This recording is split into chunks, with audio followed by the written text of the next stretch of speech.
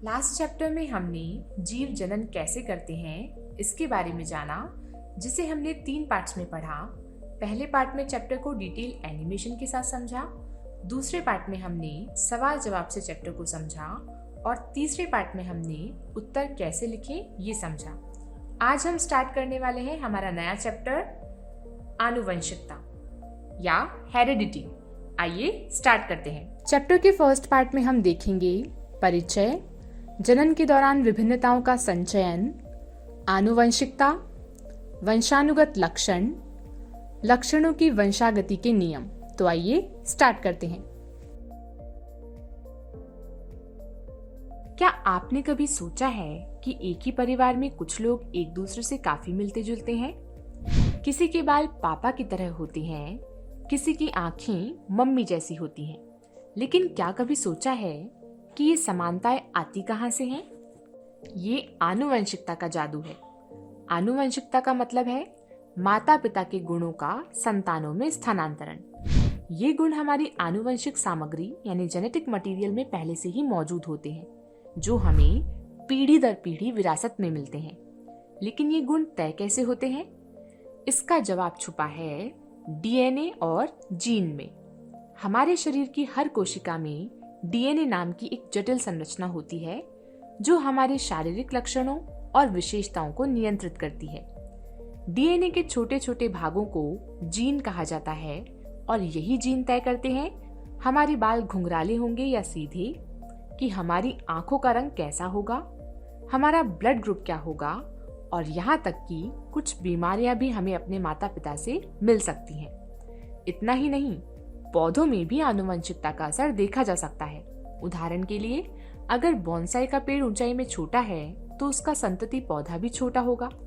यह आनुवंशिकता ही है जो पेड़ पौधों की ऊंचाई, पत्तियों के आकार और उनके फूलों के रंग को भी निर्धारित करती है। इस प्रक्रिया को समझने के लिए वैज्ञानिक ग्रेगर मेंडल ने एक महत्वपूर्ण अध्ययन किया था।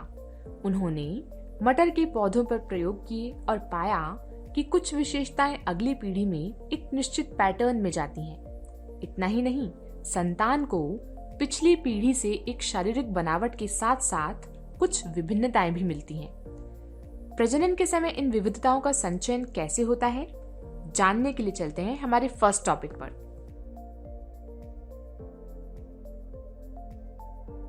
जनन के दौरान विभिन्नताओं का संचयन, accumulation of variations during reproduction. जब एक नई पीढ़ी जन्म लेती है तो उसे पिछली पीढ़ी की विशेषताओं के साथ साथ कुछ विविधताएं भी विरासत में मिलती हैं। अब जरा सोचिए, जब ये नई पीढ़ी जनन में भाग लेगी तो क्या होगा? तो नई संतान में पिछली पीढ़ी की विविधताएं और कुछ नई विविधताएं पैदा होंगी। अगर हम अलैंगिक जनन की बात करें तो हम जानते हैं कि इसमें एक ही जीव विभाजित होकर 2 नए जीवों को जन्म देता है, जैसा कि चित्र में दिखाया गया है। इन्हें देखकर हम कह सकते हैं कि दोनों संतानें शारीरिक संरचना में यानी बनावट में एक जैसी हैं, लेकिन इनमें कुछ विभिन्नताएं भी हैं। वे अपने मूल जीव यानी जनक जीव की तरह पूरी तरह से नीले नहीं हैं। एक का कुछ हिस्सा लाल है और दूसरे का कुछ हिस्सा हरा है। जब ये दोनों जीव फिर से विभाजित होकर 4 नए जीव पैदा करते हैं तो इस नई पीढ़ी में कई समानताएं होंगी, जैसे इनकी शारीरिक बनावट एक जैसी ही है। कुछ विभिन्नताएं इन्हें अपने जनक जीवों और पिछली पीढ़ियों से विरासत में मिली हैं, जैसे कि इनके ज्यादातर अंग नीले हैं, लेकिन कुछ विभिन्नताएं विशिष्ट हैं, जैसे एक का कुछ हिस्सा लाल है, एक का कुछ हिस्सा गुलाबी है, एक का कुछ हिस्सा हल्का नीला है और एक का कुछ हिस्सा हरा है। ये अंतर या विभिन्नताएं डीएनए प्रतिकृति के दौरान कुछ त्रुटियों के कारण उत्पन्न होती है, क्योंकि अलैंगिक जनन में संतान एक ही जीव के एक ही प्रकार के जीन से बनी होती है, इसलिए उनमें बहुत अधिक विभिन्नताएं नहीं पाई जाती हैं। लेकिन लैंगिक जनन में ये विभिन्नताएं अपेक्षाकृत कंपैरेटिवली ज्यादा होती हैं, क्योंकि लैंगिक जनन में 2 जनक जीवों के 2 अलग अलग जीन के मिलने से संतानें पैदा होती हैं। ये विभिन्नताएं जीवों को विभिन्न परिस्थितियों में जीवित रहने में मदद करती हैं और उनकी अनुकूलन क्षमता को बढ़ाती हैं। उदाहरण के लिए अगर हम अलैंगिक जनन की बात करें तो बैक्टीरिया बाइनरी फिशन यानी द्विखंडन विधि से जनन करते हैं, जिसमें बैक्टीरिया 2 बराबर भागों में टूटकर 2 नए बैक्टीरिया बनाते हैं। इन संतानों का डीएनए लगभग एक जैसा होता है, लेकिन कभी कभी उत्परिवर्तन या म्यूटेशन के कारण कुछ बैक्टीरिया एंटीबायोटिक दवाओं के प्रति प्रतिरोधक क्षमता यानी रेजिस्टेंस डेवलप कर लेते हैं, जबकि अन्य बैक्टीरिया में यह गुण नहीं होता। उत्परिवर्तन या म्यूटेशन क्या है? डीएनए प्रतिकृति के दौरान किसी त्रुटि, वायरल संक्रमण या पर्यावरणीय कारकों के कारण डीएनए में स्थायी परिवर्तन आना।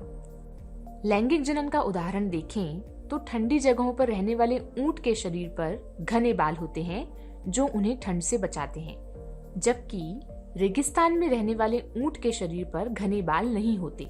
अगर ऐसा होता तो घने बालों के कारण वे रेगिस्तान जैसी गर्म जगह पर जीवित नहीं रह पाते। इस तरह जनन के दौरान संचित विभिन्नताएं जीवों को बदलते पर्यावरण में चुनौतियों का सामना करने और अपना अस्तित्व बनाए रखने में मदद करती हैं। आइए अब आनुवंशिकता के बारे में विस्तार से समझते हैं। आनुवंशिकता या हेरिडिटी एक पीढ़ी यानी माता पिता से अगली पीढ़ी यानी संतान में जीन के माध्यम से गुणों, लक्षणों या विशेषताओं का हस्तांतरण आनुवंशिकता कहलाता है। जनन प्रक्रिया का सबसे महत्वपूर्ण परिणाम ये है कि संतान यानी संतति जीवों की शारीरिक बनावट उनके माता पिता के समान होती है। उदाहरण के लिए शेर का बच्चा शारीरिक बनावट में शेर जैसा दिखाई देता है, वहीं इंसान का बच्चा शारीरिक बनावट में इंसान जैसा दिखाई देता है।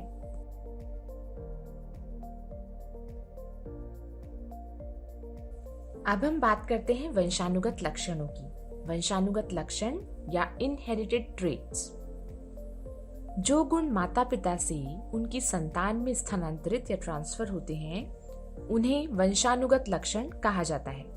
ये लक्षण न केवल शारीरिक विशेषताओं जैसे रंग, ऊंचाई, आंखों का रंग से जुड़े होते हैं, बल्कि बौद्धिक क्षमताएं जैसे सोचने का तरीका, सीखने की क्षमता, ये सब भी इसमें शामिल होती हैं। इन लक्षणों का संतान में स्थानांतरण आनुवंशिकता के नियमों के आधार पर होता है, जो ये तय करते हैं कि माता पिता के कौन से गुण आगे की पीढ़ी में जाएंगे और कौन से नहीं। हम जानते हैं कि किसी भी शिशु में मानव के सभी मूलभूत गुण होते हैं, फिर भी वह हूबहू अपने माता पिता जैसा नहीं दिखता। ये विविधता हमें मानव जाति में स्पष्ट रूप से दिखाई देती है। रंग, रूप, बोलचाल और भाषा जैसी विशेषताओं में ये विभिन्नताएं देखी जा सकती है।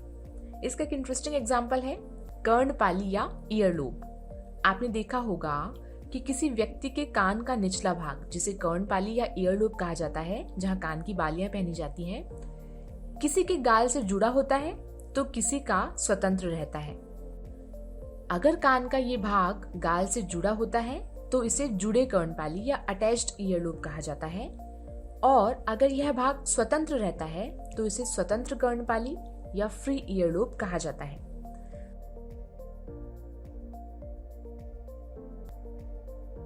अब हम डिटेल में समझेंगे कि आनुवंशिकता के नियम यानी लॉज ऑफ इनहेरिटेंस किस तरह माता पिता के गुणों को संतान तक पहुंचाते हैं और ये लक्षण एक पीढ़ी से दूसरी पीढ़ी तक किस तरह स्थानांतरित होते हैं। इन नियमों को सबसे पहले ग्रेगर मेंडल ने समझाया था, जिन्होंने मटर के पौधों पर प्रयोग किए और ये सिद्ध किया कि कुछ लक्षण पीढ़ी दर पीढ़ी किस तरह स्थानांतरित होते हैं। तो आइए सबसे पहले मेंडल के बारे में जानते हैं। मेंडल का पूरा नाम ग्रेगर जॉन मेंडल है। इनका जन्म 20 जुलाई 1822 को हुआ था। मेंडल की प्रारंभिक शिक्षा एक गिरजाघर में हुई थी। इसके बाद वे विज्ञान और गणित की पढ़ाई करने वियना विश्वविद्यालय गए। टीचिंग सर्टिफिकेट की परीक्षा में मिली असफलता वैज्ञानिक खोज के प्रति उनके उत्साह को कम न कर सकी। वे अपनी मोनेस्ट्री में वापस गए और मटर पर प्रयोग करना शुरू कर दिया, जिसमें उन्होंने अपने विज्ञान और गणितीय ज्ञान का इस्तेमाल किया। वे पहले वैज्ञानिक थे जिन्होंने प्रत्येक पीढ़ी के प्रत्येक पौधे द्वारा प्रदर्शित विशेषताओं की गणना की और उनका रिकॉर्ड रखा। इससे उन्हें वंशागत नियमों के प्रतिपादन में मदद मिली। इसी कारण इन्हें आनुवंशिकी का जनक या फादर ऑफ जेनेटिक्स कहा जाता है। अब बात करते हैं मनुष्यों में लक्षणों की वंशागति के नियमों की। ये नियम इस तथ्य पर आधारित हैं कि माता पिता दोनों ही संतान को बराबर मात्रा में आनुवंशिक सामग्री यानी जेनेटिक मटेरियल हस्तांतरित करते हैं। इसका मतलब है कि हर लक्षण माता और पिता के डीएनए से प्रभावित हो सकता है। इस तरह हर लक्षण के लिए हर एक संतान में 2 ऑप्शंस यानी विकल्प होंगे। तो संतान में कौन सा गुण दिखाई देगा, इसे समझने के लिए मेंडल ने लक्षणों की वंशागति के नियम प्रतिपादित किए। इस पार्ट में हमने जाना परिचय, जनन के दौरान विभिन्नताओं का संचयन, आनुवंशिकता, वंशानुगत लक्षण, लक्षणों की वंशागति के नियम। आगे के टॉपिक हम नेक्स्ट पार्ट में देखेंगे। इसी तरह एनिमेशन के थ्रू साइंस को समझने और मैक्सिमम स्कोर करने के लिए डाउनलोड करें टॉपर्स स्काई ऐप।